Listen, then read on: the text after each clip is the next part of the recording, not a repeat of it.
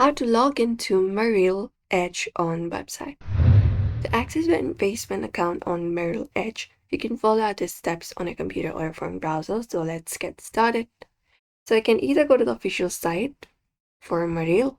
So type in Merrill Edge and hit enter, and you will be finding this particular site. You can directly head over there to open it up.